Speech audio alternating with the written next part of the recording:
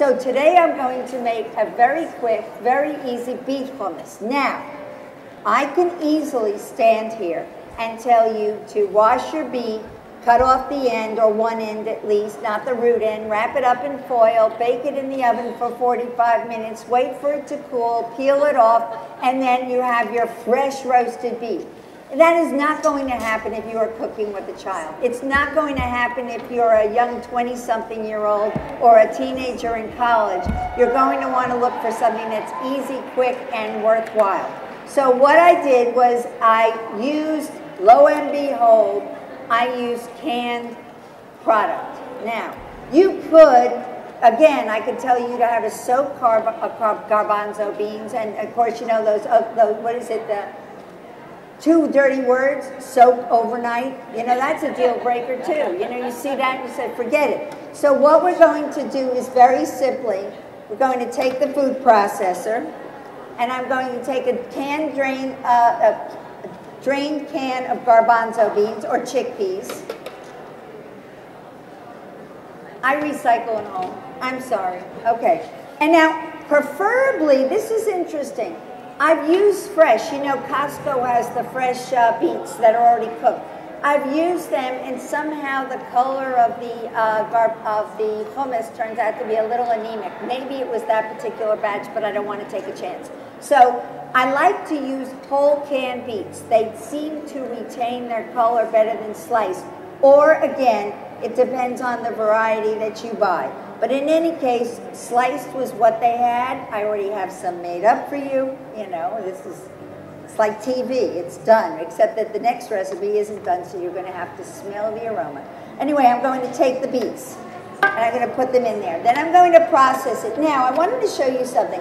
Children can use a processor, and it's a great way to teach them how to count, because I want to pulse it. Now, very often with my adult students, I watch them go like this.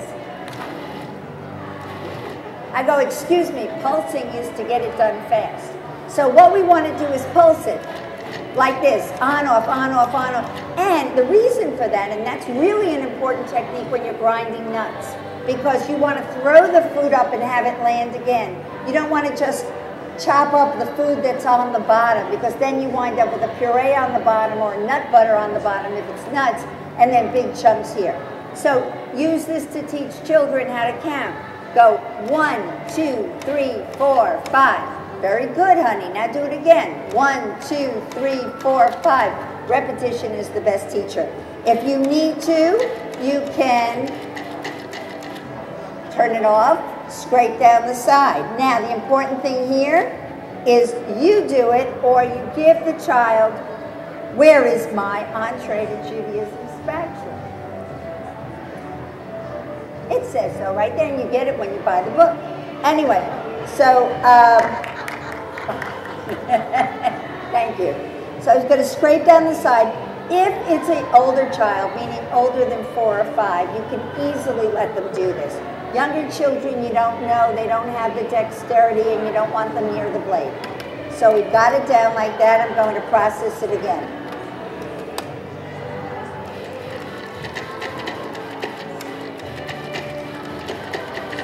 Then I'm going to add my other ingredients. I always say a recipe that says, add all the ingredients to the bowl can't be a bad recipe. But I want to make sure that I'm not lying. Yes. Add remaining ingredients, but you'll notice I've got, now this would normally be chopped up or crushed in advance. If you have a clove of garlic, this is an adult tidbit, not a kid. If you have a center that's green, or you see the interior it's got a stem, if you can remove it, that's generally, especially if it's green, is bitter, and you don't want that in your dish. You always want to break up your garlic a little bit. You never want to put a whole clove of garlic in your processor, because it will take longer for it to process down and get evenly distributed in your dish. The other thing that it will do is if you overwork garlic, and especially if you overwork like scallions or any green herb, it will change it from a beautiful onion flavor to almost a grassy flavor. So you don't want to overwork your garlic. So I've thrown in my garlic. I'm going to throw in my tahini. quarter of a cup of tahini,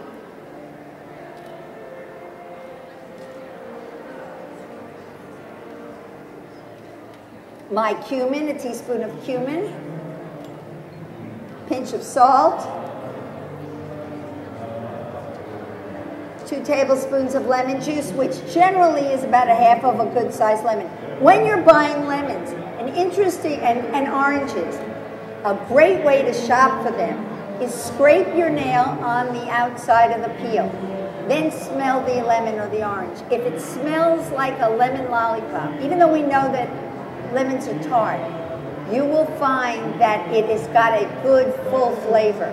In the wintertime, sometimes you scratch a lemon and all you smell is like a bitter smell. You don't want that particular lemon orange.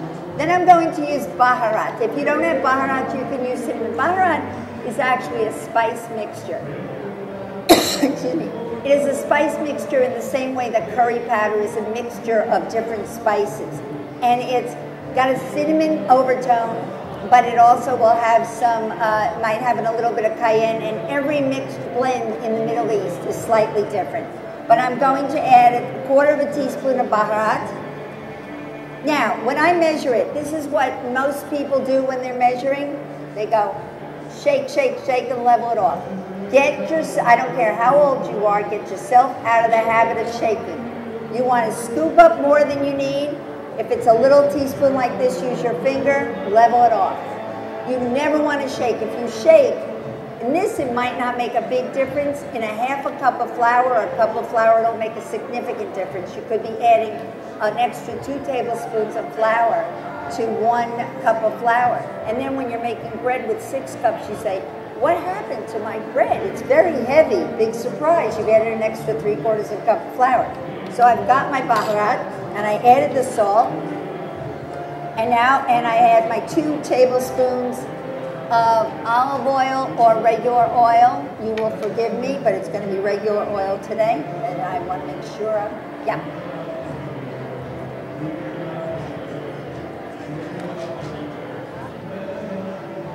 Where's the 2 tablespoon measures? Oh, never mind, found it. An accurate measurement in a measuring spoon, I don't know whether you can see this. Can you see how it looks like it's billowing up over the top? That is the accurate way to measure liquid in a measuring spoon. If you can see the interior of your measuring spoon, you are not using enough in the recipe. And you know what? A little extra oil might not make a difference, but if you skip on vanilla, I don't want to eat your product. Okay, so that was a little bit marked, but that's okay. I can do a little less. This is a half tablespoon, by the way, so don't get excited.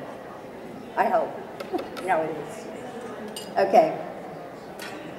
So now I'm just going to put the lid on.